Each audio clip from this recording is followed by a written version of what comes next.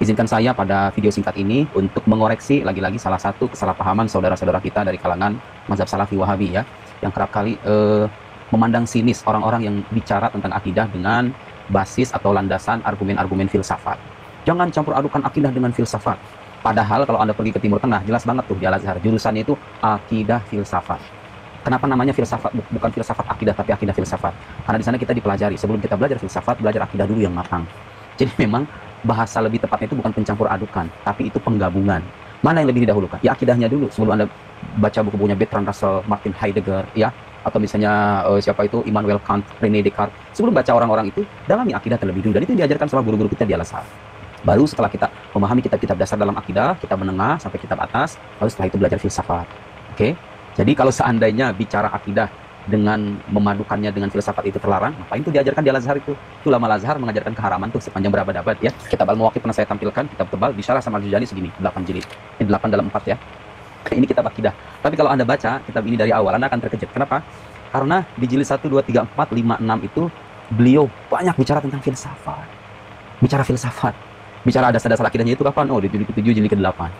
Kalau seandainya bicara akidah dengan filsafat itu haram, nggak boleh, terlarang, kira-kira ini mah kira-kira ya kita bayangkan, itu ulama-ulama Al-Azhar tuh mungkin nggak sih mengajarkan kebodohan dan kesesatan selama berabad-abad itu? Kenapa mereka itu melakukan hal semacam itu? Ada banyak jawaban, tapi saya ingin berikan jawaban yang gampang-gampang aja deh. Tuntutan zaman di antaranya. Jadi ketika Islam itu mengalami perluasan, ya iya di zaman Nabi mah belum ada tuntutan untuk bicara beginian. Nah sahabat itu ketika Nabi mengajarkan langsung menerima. Ketika Islam semakin mulai meluas, banyak orang-orang menentang tuh akidah Islam itu. Kadang-kadang mereka menggunakan filsafat. Kalau kita mau bantah, masa kita bermodalkan bantahan Quran dan hadis aja? Mau tidak mau kan kita harus menyajikan argumen-argumen filosofis juga. Musuh menggunakan senjata, kita gunakan senjata yang sama untuk mengukuhkan kebenaran akidah Islam, bukan untuk menyesatkan ya. Terus saya mau nanya nih sama orang-orang yang suka mempersoalkan, jangan campur adukan akidah dengan filsafat. Anda ngomong-ngomong udah belajar filsafat belum ya? Karena kalau Anda belajar filsafat, filsafat itu, pemikiran para filsuf itu ada yang sesat banyak. Kita mengakui dan kita mempelajari itu. Dan kita nggak mungkin bisa memahami kesesatan suatu pandangan filosofis kecuali setelah kita mempelajarinya. Jadi yang pengen mengharapkan filsafat pada akhirnya harus dipaksa belajar filsafat dulu. Benar nggak dia sesat? Kan begitu kira-kira ya. Yang sesat banyak, yang benar juga banyak. Yang tidak bertentangan agama bahkan berguna untuk mengukuhkan kebenaran agama itu banyak. Sadar nggak Anda bahwa logika itu, ilmu logika, yang dikatakan oleh Imam Ghazali, kalau orang nggak belajar logika itu la yuthaqu bi ilmihi, jadi dipercaya keilmuannya. Anda sadar nggak? Logika itu bagian dari filsafat. Bahkan dia mengoreksi cara berpikir kita supaya kita tidak terjebak dalam kesalahan-kesalahan berpikir.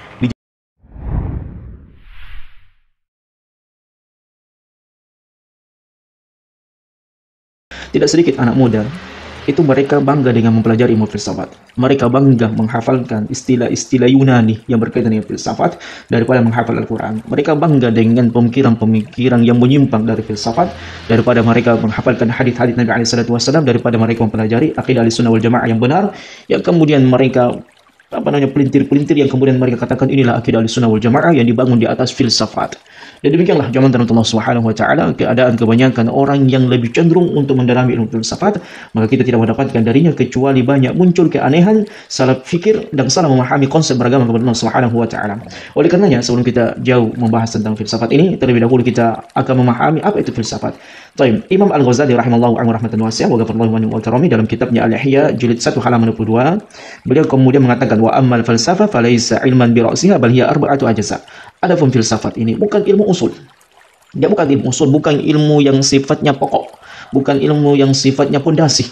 Nah, ini harus dipahami. Jadi antum yang belajar filsafat, yang banyak diracuni dengan ilmu-ilmu filsafat, maka antum harus ketahui bahwasanya Imam Al-Ghazali dalam kitabnya Al-Ihya jilid 1 halaman 22 beliau mengatakan wa ammal falsafah, adapun ilmu filsafat falaisat ilman bi ra'siha, dia bukan ilmu pada hakikatnya.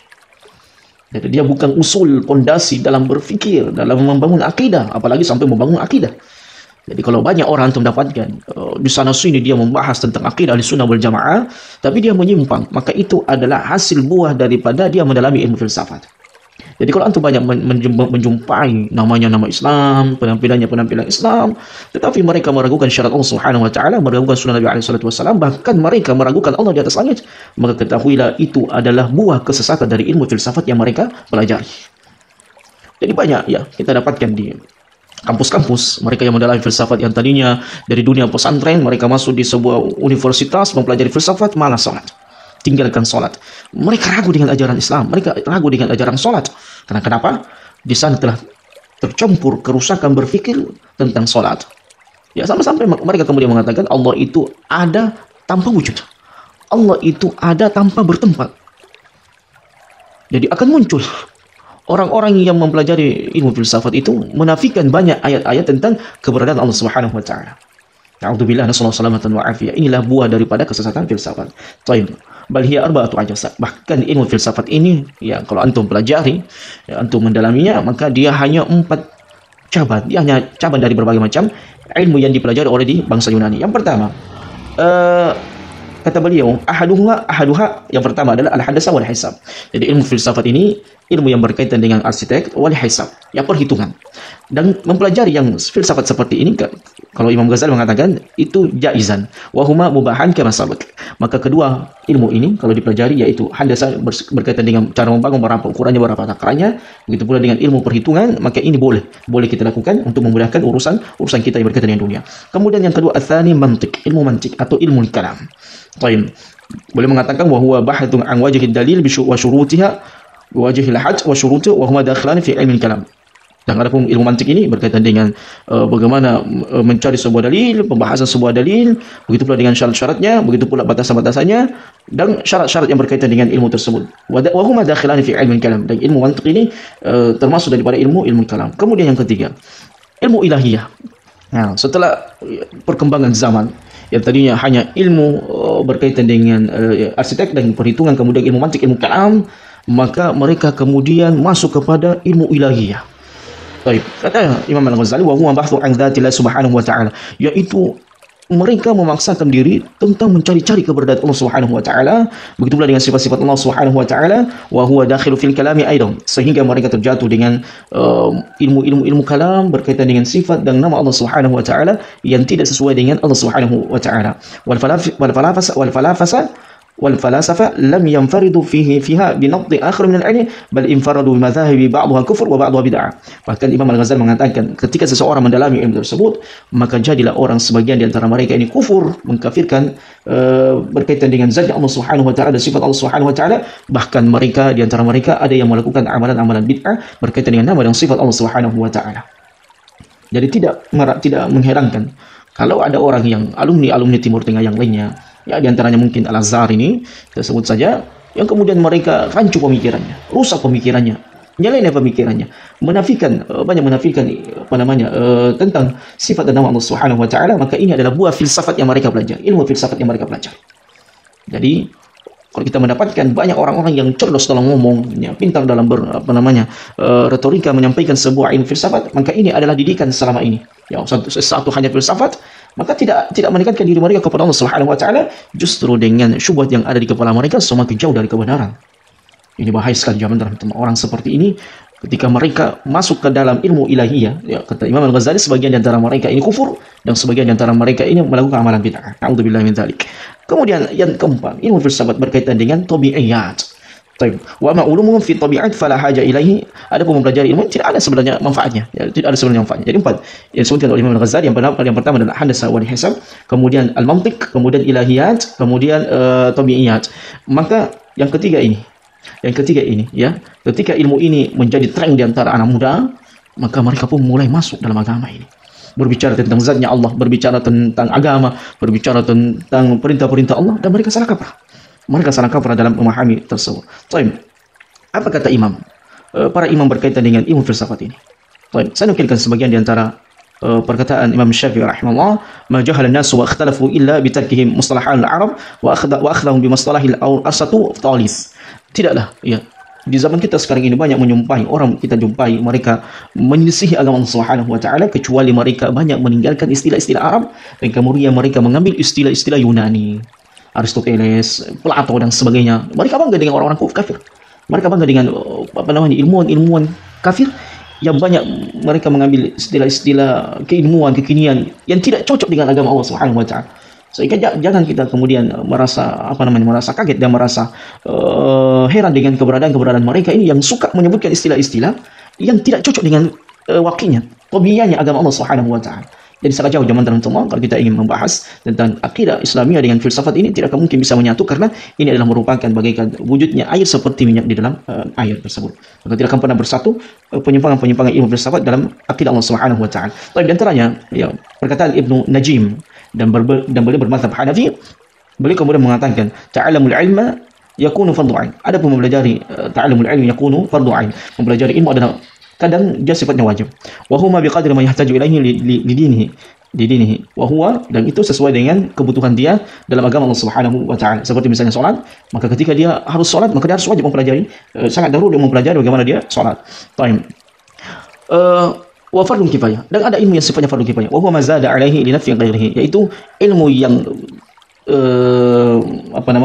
dipandang oleh syariat ini ilmu tambahan yang dia pelajari, yang dimana dia bisa bermanfaat untuk selainnya.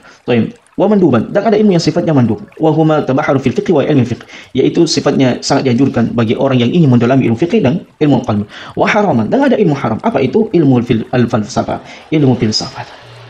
Jadi para ulama dahulu ketika mereka melihat bahayanya penyimpangan ilmu filsafat, maka mereka senantiasa mengingatkan kaum muslimin, hati-hati, ente lebih baik daripada belajar ilmu filsafat, ente lebih baik mempelajari ilmu aqidah Ahlussunnah wal Jamaah, ente lebih baik mempelajari tentang cara salat, tentang cara wudu, cara tayamum yang lebih bermanfaat daripada ente mempelajari ilmu filsafat. Daripada anda mendalami ilmu filsafat yang semakin anda membuat anda semakin bodoh, semakin jauh dari kebenaran, semakin tidak jelas berfikir, semakin tidak jelas dalam menentukan arah kehidupan. Lebih baik ente mempelajari ilmu tentang cara tayamum, cara wudu, cara mandi junub, kemudian cara sholat, kemudian kita beribadah umrah dan haji, daripada mendalami ilmu tersebut. Seperti ini, ya. Sungguh mempelajari sunnah-sunnah Nabi SAW walaupun yang terkecil lebih baik daripada mempelajari ilmu filsafat yang kata orang ini ilmu besar, tidak ada manfaatnya. Ya, semakin membuat orang frustasi dalam berakal, semakin membuat orang tidak jelas dalam berakal. Itu ilmu filsafat. Karena mereka mendewakan dan mentuhankan pemikiran-pemikiran mereka. Muncul bisikan-bisikan syaitan, hawa nafsu dari mereka, sehingga melahirkan istilah-istilah yang tidak jelas, yang ngawur. Wa qala ad-Dardiri, ya, ini bermadzhab Maliki, dalam kitabnya bahwasanya fi bayanil ilmi alladhi huwa fardhu kifayah kal qiyam bil ulum syar'i ghairu al aini wa huwa al fiqh wal tafsir wal hadith wal aqaid wa ma tawaqqafat alayhi min nahw wat tasrif wa ma'an wa bayan wa hisab wa usul la falsafah. Dan semua ilmu yang kita sebutkan tadi boleh dipelajari, silakan dipelajari, dalami, luangkan waktu untuk mentadabburinya, tetapi tidak dengan filsafat. Mempelajari ilmu filsafat tidak menambah keyakinan. Mempelajari ilmu filsafat tidak menambah rasa takut kepada Allah. Mempelajari ilmu filsafat tidak membuat seseorang itu cerdas. Semakin membuat orang itu linglung, galau, pusing dengan ilmu filsafat tersebut. Kemudian diantaranya juga qala ad-Dusuqi, ya, kalau saya tidak salah, dalam catatannya beliau mengatakan bahwasanya faqad naha an qira'atihi al-Baji wa Ibnu al-Arabi wa Iyad. Beliau melarang untuk membaca kitabnya Al-Baji wa Ibnu al-Arabi. Jadi Ibnu al-Arabi ini salah satu tokoh filsafat yang banyak disukai, digandrungi, ya, anak-anak muda. Ya, tapi itu tidak ada manfaatnya, tidak ada gunanya. Kemudian diantaranya Zakaria al-Ansari, dan beliau bermadzhab Syafi'i. Beliau kemudian mengatakan wa amma ilmu at-ta'allum ilmu al-falsafah wa sya'batha wa tanjim wa ramal wa ilmu tabi'iyyin wa sir wa faharam. Ada mempelajari ilmu filsafat, kemudian sya'batha, kemudian tanjim, ilmu perbintangan, wa ramal, begitu pula dengan ilmu ramalan, wa ilmu tabi'iyyin, mempelajari ilmu tabiat-tabiat, ya, wa sihir, begitu pula dengan sihir, maka ini hukumnya haram. Hukumnya haram. Kenapa para ulama mewanti-wanti ilmu filsafat? Mereka mentahdzir ilmu filsafat, mengingatkan kaum muslimin jangan mempelajari ilmu filsafat, karena bahayanya ilmu tersebut banyak melahirkan manusia-manusia yang semakin semakin bodoh dalam berakal, semakin tidak bisa menampakkan akalnya, semakin tidak bisa mendudukan sebuah kenyataan yang ada dalam syariat Allah Subhanahu wa taala, semakin tidak jelas dalam berfikir, semakin ragu dengan agamanya. Dan itu banyak kita jumpai dari orang-orang filsafat. Semoga Allah Subhanahu wa taala melindungi kita dari ilmu yang tidak bermanfaat. Ya, ilmu yang tidak mendatangkan rasa takut, ilmu yang tidak mendatangkan semakin tunduk kepada Allah Subhanahu wa taala. Kita berlindung kepada Allah Subhanahu wa taala dari syubhat-syubhat di zaman kita sekarang ini yang banyak ingin menyelewengkan agama Allah Subhanahu wa taala. Barakallahu fikum wa jazakumullahu khairan. Wassalamualaikum warahmatullahi ilmu kalam atau ilmu filsafat, ya, adalah ilmu yang sangat dibenci oleh para ulama.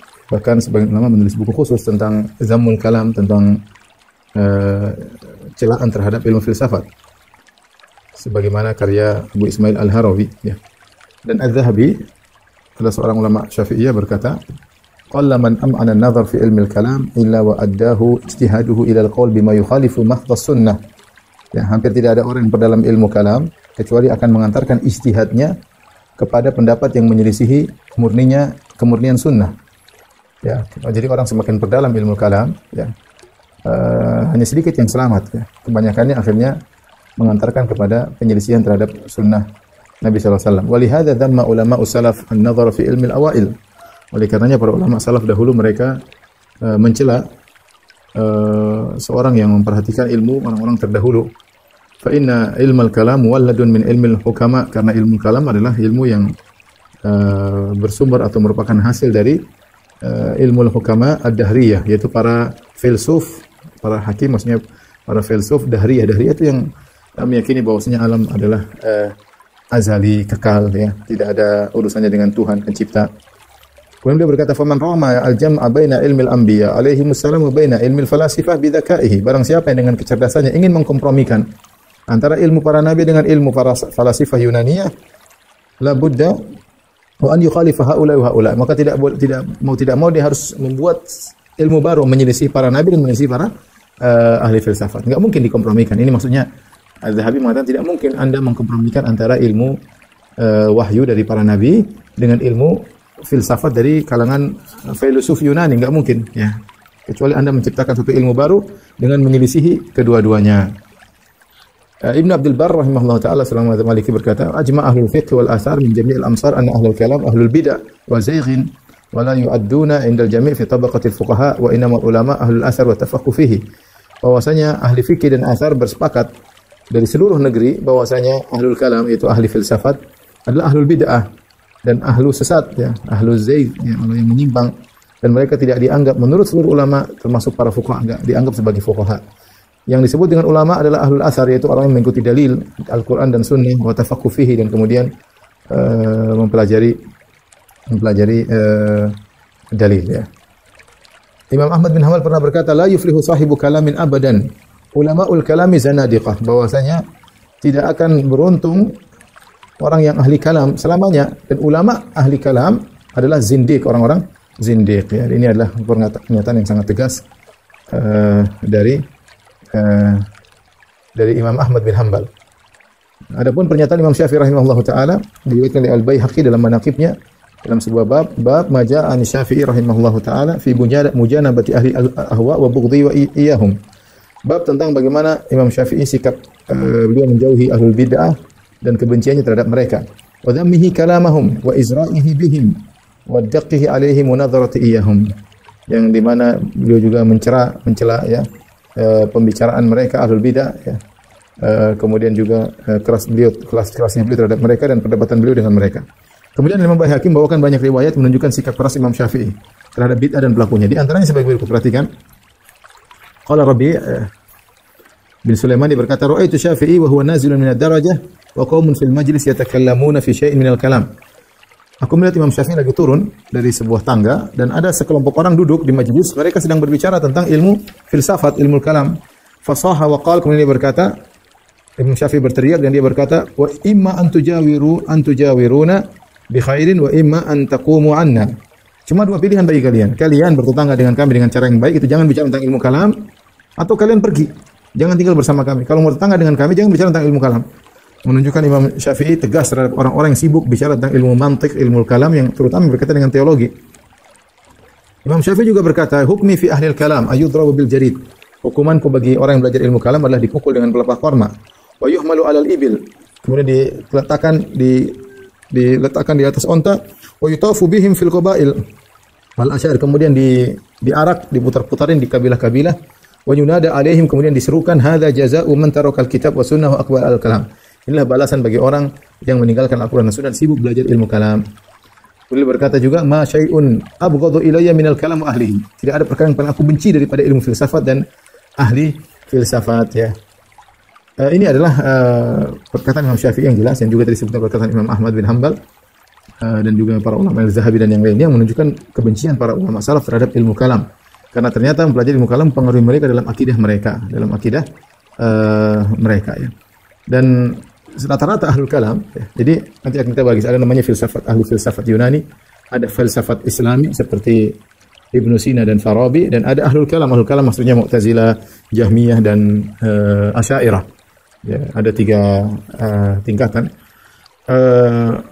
Mereka ahlul kalam itu yang belajar filsafat, ya. Dan mereka terpengaruh. Mereka sepakat dalam 2 hal. Hal pertama, menjadikan akal sebagai suatu kebenaran yang qat'i, yang mutlak, yang absolut. Akal merupakan sumber kebenaran. Yang kedua, mereka menjadikan perkara-perkara yang absolut tersebut ternyata dari keputusan orang-orang Yunani, ya. Keputusan orang Yunani. Jadi standarisasi akal orang Yunani dijadikan dalil, suatu yang qat'i yang tidak, suatu yang absolut tidak mungkin diselisihi. Dari situlah mereka akhirnya menyimpang dalam masalah ketuhanan. Saya akan menjelaskan tentang masalah ini, kenapa kaitannya antara filsafat Yunani dengan filsafat Ahlul Kalam. Ya. Demikian juga filsafatnya Farabi dan Ibnu Sina. Insyaallah jika ada kesempatan, mudah-mudahan kita dalam 2 majelis karena ini pembahasan yang berat. Mudah-mudahan kawan-kawan bisa paham ya. Baik, tolong perhatikan bersama saya di papan tulis ya. Ikhwan dan akhwat yang dirahmati Allah Subhanahu wa taala. Ini namanya filsuf ya. Itu ahli filsafat. Falsafah sebenarnya, ahli falsafah. Tapi kalau kita sudah sering bilang filsafat ya, ahli filsafat. Dia al-filsuf. Filsuf. Artinya al-filsuf ini adalah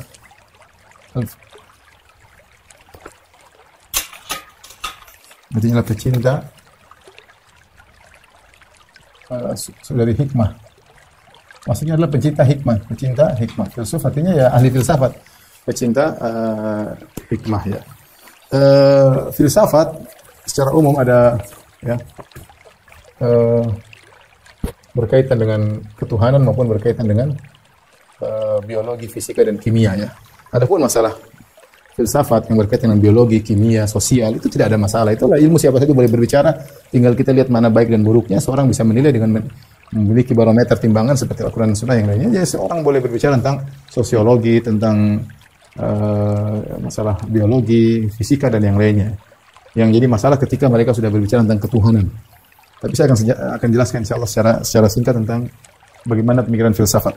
Tapi filsafat banyak ya. Ibnu Qayyim menjelaskan dalam menjelaskan bahwa semua umat punya filsafat tersendiri. Dalam kitabnya Ighathatul Lahfan tersendiri. Artinya kalau kita bicara misalnya India, ada filsafat India, ya, filsafat India. Kemudian ada juga misalnya Cina, ya. Ada filsafat Cina. Kemudian ada filsafat Mesir, ya. Misalnya Mesir, filsafat Mesir. Mungkin misalnya kita di Jawa, mungkin filsafat Jawa dan yang lain. Dan ada namanya filsafat Yunani.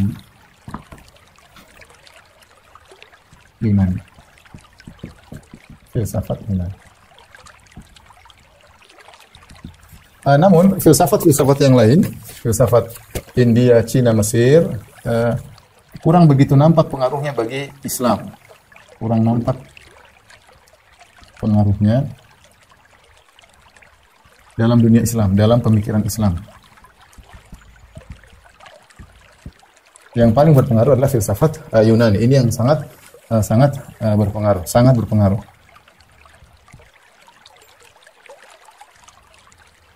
Pemikiran Socrates, Plato, Aristoteles, Plotinus dan yang lainnya ya, punya pengaruh yang besar terhadap pemikiran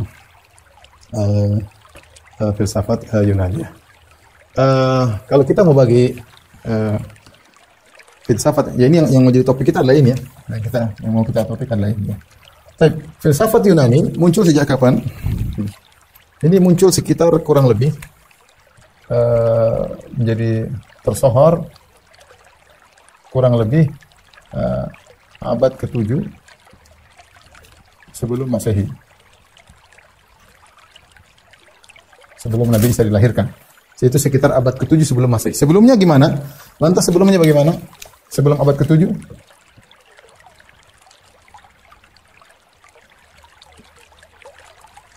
Sebelum abad ke-7 ada namanya dunia mitos, ya, mitos-mitos yang berlaku. Mitos-mitos dewa. Mitos-mitos dewa. Inilah yang berlaku di dalam dunia filsafat Yunani ya. Mitos dewa contoh. Jadi mereka dulu meyakini kalau ada kejadian alam, bahwasanya itu ada mungkin dewa yang marah atau dewa petir atau dewa apalah, dewa ngamuk atau dewa lagi batuk, kemudian terjadi guntur dan yang lain. Intinya mereka mengkaitkan dengan mitos. Dan mereka punya keyakinan dewa-dewa. Di antaranya mereka meyakini dewa-dewa tinggal di Gunung Olympus. Dan dewa yang paling terkenal adalah dewa Zeus, dewa petir. Dewa Zeus, dewa petir ya. Ini diyakini orang Yunani purbakala sebelum abad 7 sebelum Masehi, jadi 8 sebelum Masehi, kemudian 9 dan seterusnya. Siapakah contoh? Saya sebutkan tentang cerita dewa secara sederhana ya. Mereka punya dewa namanya dewa Zeus, terkenal dewa Zeus. Dewa Zeus ini siapa? Dewa Zeus ini kalau tidak salah dia punya bapak namanya dewa Kronos atau siapalah gitu. Namanya dia punya bapak dewa Kronos, yang dewa bapaknya ini dulu pernah merebut kekuasaan dari kakeknya dewa Zeus. Dia merebut kekuasaan dari kakeknya dewa Zeus. Kemudian dia mengetahui, dikabarkan oleh kabar-kabar bahwasanya dia akan punya anak-anak, di antara anak-anaknya ada anak laki-laki yang akan merebut kekuasaan juga darinya.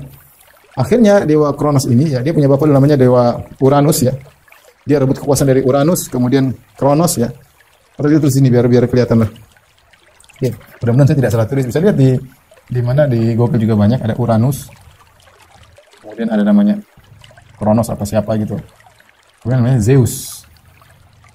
Nah, Kronos ini adalah dewa yang merebut kekuasaan dari bapaknya. Dia rebut. Ketika dia rebut, kemudian dia khawatir anak-anak laki-lakinya akan merebut dari kekuasaan dia. Maka setiap anak laki dia bunuh. Anak-anaknya lahir dia bunuh. Kemudian ternyata ibunya Zeus menyembunyikan Zeus. Dewi, ya. Ibunya Zeus menyembunyikan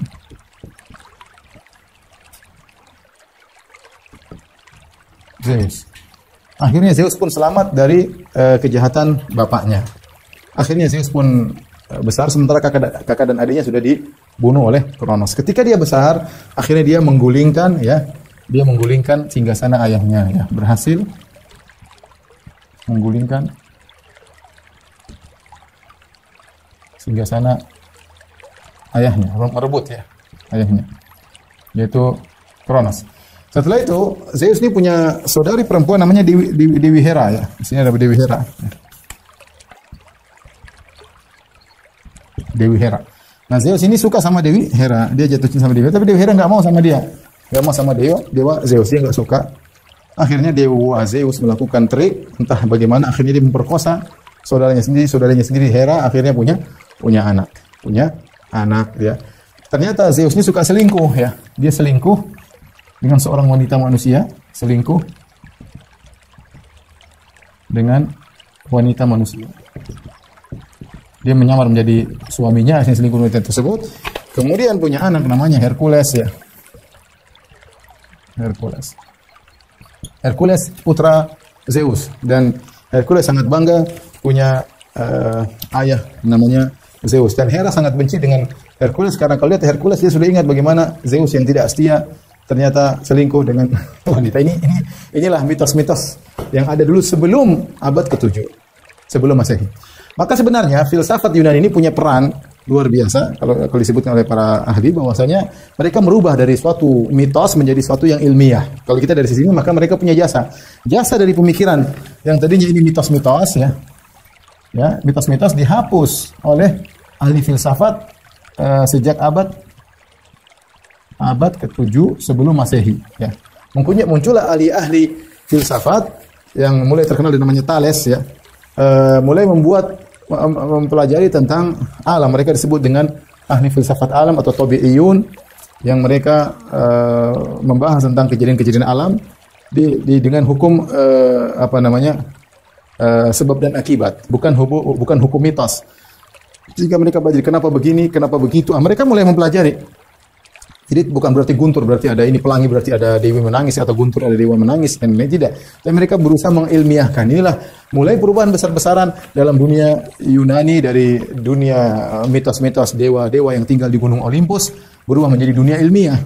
Dan ini mereka punya jasa dalam ini, tidak bisa kita pungkiri. Mereka punya pemikiran merubah sehingga berkembanglah pemikiran tersebut. Maka mulailah muncul ahli filsafat yang akan kita sebutkan sebentar lagi insyaallah taala. Hanya saja filsafat setelah itu muncul ahli filsafat. Muncullah para ahli filsafat.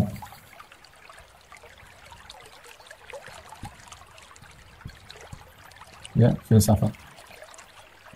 Nah, ahli filsafat Yunani tersebut kemudian merumuskan filsafat mereka, pembicaraan mereka fokus terhadap tabiat, tentang alam semesta ya. Hanya saja timbul perselisihan di kalangan para ulama ahli filsafat, apakah ilmu yang dicetuskan oleh orang-orang Yunani sejak abad 7 sebelum Masehi merupakan murni karya otak mereka orang Yunani sendiri, ataukah mereka mengadopsi dari filsafat-filsafat yang lain, ya. Sini ada khilaf, ya. Khilaf di antara apakah, ya. Pendapat pertama mengatakan bahwasanya ilmu filsafat Yunani murni buah pikir orang-orang Yunani, pemikir-pemikir Yunani. Sebagian lain mengatakan, lama lain mengatakan, sampai tulis buku tentang masalah ini, ya, tulis buku tentang peninggalan yang tercuri. Ya, maksudnya seperti ada yang mengatakan bahwasanya filsafat ini itu bukan karangan-karangan orang Yunani asli. Mereka juga berpetualang, disebutkan dalam biografi para filsuf-filsuf tersebut. Mereka ternyata berpetualang ke Mesir, kemana, ke Babil misalnya, ke Irak, ya. Sehingga menurut mereka bahwasanya itu hanyalah adopsi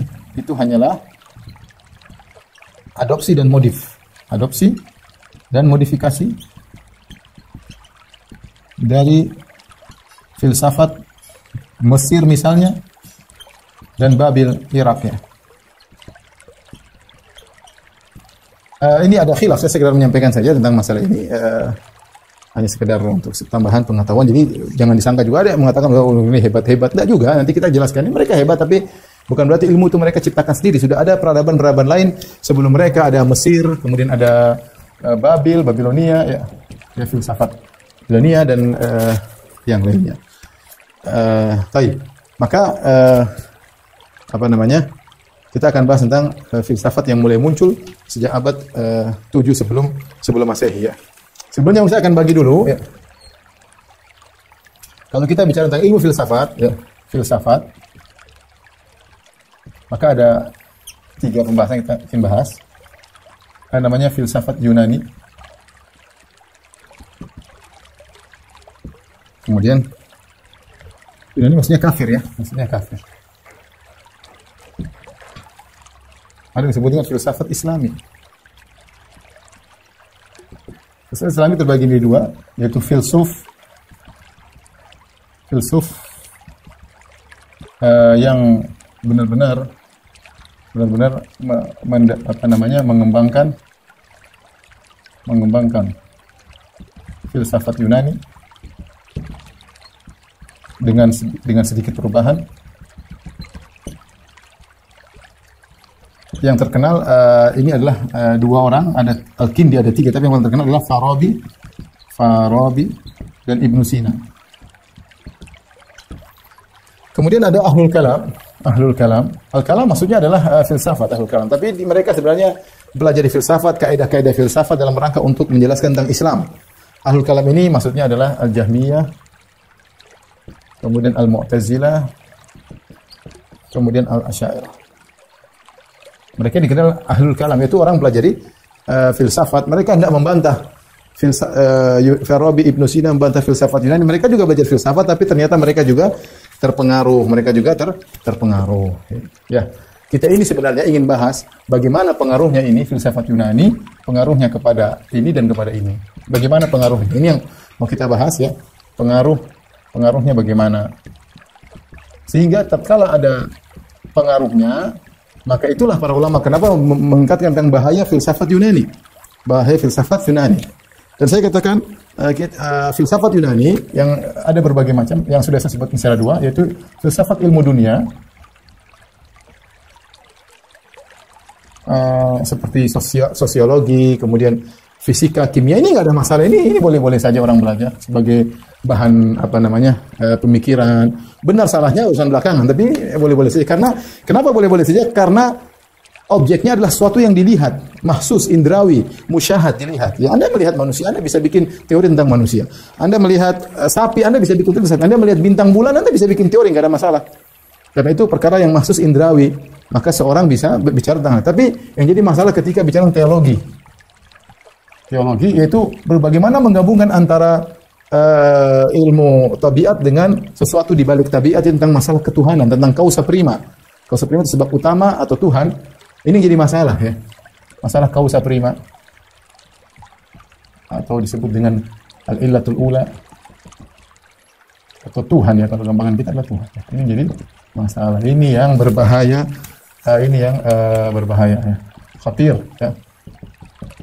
Ini yang ketika seorang pelajari filsafat, dia akan kejebak ke sini sehingga dia memiliki ada pemikiran-pemikiran filsafat Yunani yang dianggap sebagai suatu absolut, itu suatu yang tidak mungkin salah, suatu yang pasti. Dari pemikiran tersebut kemudian jadikan pegangan untuk memahami Al-Quran dan Sunnah. Ini bahaya di sini. Kenapa dikatakan para ulama benci terhadap ilmu filsafat? Seperti tadi kita nukil dari Imam Ahmad, Imam Syafi'i. Mereka tidak belajar ilmu kalam. Mereka jadi imam tanpa ilmu kalam. Coba mana Imam Syafi'i, mana tulisan ilmu kalam? Mana Abu Hanifah jago ilmu kalam? Mana Imam Ahmad? Mana Imam Malik? Mana? Enggak ada. Ilmu mereka Al-Quran dan Sunnah. Kemudian datang Jahmiyah, Mu'tazilah, Asy'ariyah, ahli kalam. Mereka belajar ilmu filsafat dan pasti ada pengaruhnya. Ada buku bagus banget ya, tulisan teman-teman mungkin yang pandai bahasa Arab, saya sarankan baca buku ini. Dia bagaimana menjelaskan tentang hubungan antara filsafat Yunani dengan Ibn Sina dan Farabi dan Ahlul Kalam. Ini salah satu buku yang bagus, judulnya adalah Al-Madahib Al-Yunani.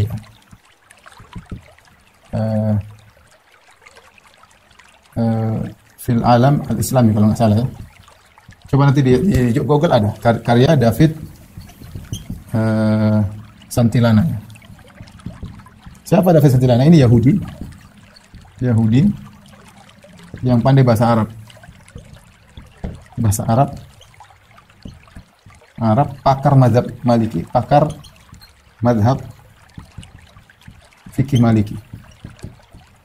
Dia pernah tinggal di Tunis dan orang kalau lihat tulisannya dikira dia orang ulama, padahal dia kafir, Yahudi ya. Dan dia punya buku tentang ini, mazhab Yunani fil alam al-islami, yaitu bagaimana mazhab Yunani berpengaruh pada dunia Islam. Ini buku menurut saya paling bagus. Meskipun bacaan saya tidak banyak, tapi saya baca beberapa buku yang menjelaskan berupa hubungan antara filsafat Yunani dengan filsafat Islam. Maka ini buku yang saya rekomendasikan ya, David Santilana. Dia membahas tentang bagaimana hubungan antara filsafat Yunani dengan filsafat Islam. Tapi ini dulu. Tapi setelah ini ikhwan dan akhwat yang rahmatillah subhanahu wa ta'ala. Assalamualaikum warahmatullahi wabarakatuh. Sampai jumpa kembali di World Islam Channel.